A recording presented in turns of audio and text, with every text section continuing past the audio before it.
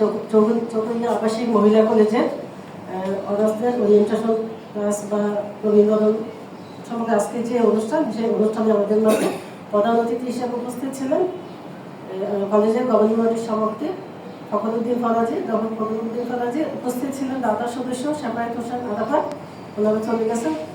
আর এখন যারা আছেন আমাদের সম্মানিত প্রিন্সিপাল মহোদয়, বাংলা বিভাগের বিভাগীয় প্রধান জনাব নাসিরউদ্দিন, এবং কমার্সের অ্যাকাউন্টিংয়ের ম্যানেজমেন্ট প্রভাষক, জ্যেষ্ঠ প্রভাষক জনাব আবু সঈদ, এবং এখানে আছে বাংলা ডিপার্টমেন্টের জনাব মনে, আর আমাদের রাষ্ট্রবিজ্ঞান বিভাগের আরেকজন আছেন জিনাত আফরোজ হোসনা, এবং যারা আছেন আমিনুল হক আছেন, এবং এখানে আমি যারা টিচার আছেন সবাই, এবং যারা সামনে বসে আছেন সবাই নিয়ে আমার সালাম, আসসালামু আলাইকুম। আমার মনে হয় এইভাবে আমরা ওরিয়েন্টেশন ক্লাসের যে শুরু করবো বা তার যে একটা যে আনুষ্ঠানিকতা, সেটা আমার মনে হয় আগে তেমন একটা হয়নি। আমার রাষ্ট্রবিজ্ঞান বিভাগে এটা হয়েছিল, আজকে সবাইকে আমরা কম্বাইনলি এটা করছি। তো সেই হিসাবে মহিলা কলেজে তোমাদের যে প্রথম যাত্রা, আমি মনে করি এটা অবশ্যই ভালো। আজকে যে তোমরা সবাই উপস্থিত হয়েছ এবং মহিলা কলেজটাকে বেছে নিয়েছো, এই মহিলা কলেজটাকে যেহেতু তোমরা পড়ার জন্য এখানে নিশ্চয়ই ভালো কিছু আছে বলে মহিলা কলেজে ভর্তি হয়েছ, এবং এই জন্য তোমাদেরকে প্রতি আমার আন্তরিক ধন্যবাদ এবং অভিনন্দন জানাচ্ছি। তো আমরা যে ক্লাস আমাদের যে রাষ্ট্রবিজ্ঞান বিভাগের সম্মানিত প্রভাষক জনাব আমিনুল হক অনেক কথাই বলে ফেলছেন, আমাদের বলেছেন, আমাদের সভাপতি বলেছেন, দাতা সদস্য বলেছেন, আসলে প্রায় কথাই কিন্তু চলে এসেছে। আমি নতুন করে আসলে বলার কিছু নেই, আমি কেবল বলবো তোমরা পরিশ্রম করবে। এখানে পড়তে এসেছো, 4টা বছর পড়বে, অনেক স্বপ্ন আছে মনের, মা বাবার একটা স্বপ্ন আছে, তোমাদের একটা স্বপ্ন আছে, ছেলেমেয়েরা মা বাবার স্বপ্নকে ছেলেমেয়েরা যাতে একটা ভালো পজিশনে যায়, যাতে কোনো অসৎ পথে না যায়। তো আমি যেহেতু তোমাদের বয়সটা, সামনে যে বয়সটা আছে, এই বয়সটা তো আমাদের আবেগের বয়স, অনেক আবেগে আমরা অনেক কাজ করে ফেলি, যেটা অনেক সময় হিতে বিপরীত হয়।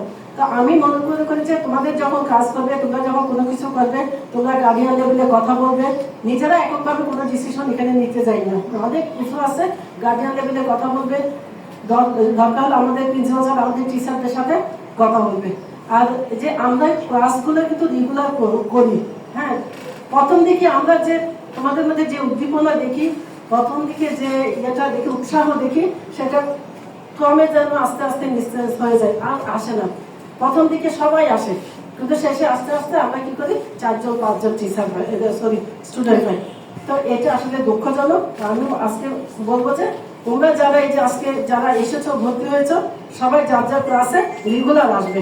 আর একটা বিষয় আমি সবসময় দেখি, যেহেতু অনার্স এখানে ক্লাস নিচ্ছি, গাইড বই ফলো করে, সবাই গাইড বই নিয়ে গাইড বই ফলো করে।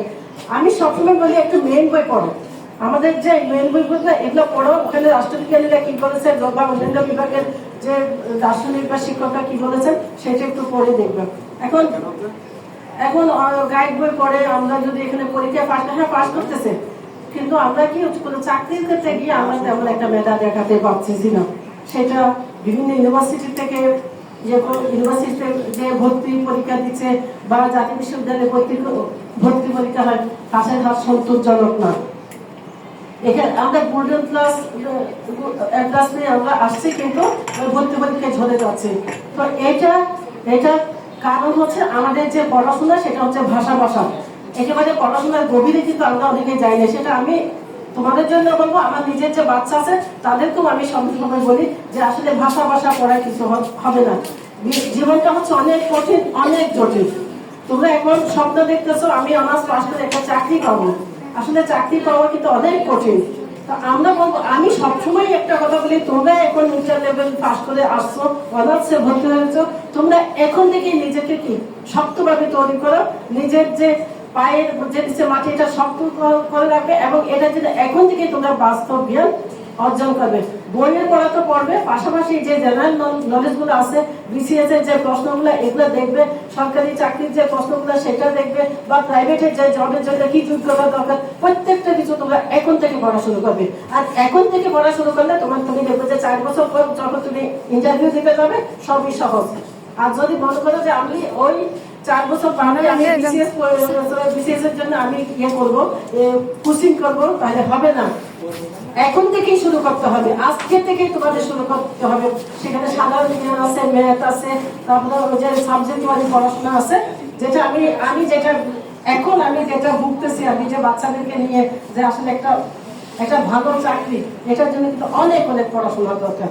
তো আমিও তোমরা সবাই আমাদের মেয়ে, তোমরা মহিলা কলেজে ভর্তি হয়েছো, তারপরে আমরা যারা টিচার আছে এখানে, তোমরা সবাই আমাদের মেয়ে, এবং মেয়ে হিসাবে বলবো যে পড়াশোনা পড়াশোনা পড়াশোনা এবং পরিশ্রম, এটার বাইরে কোনো কিছু নাই।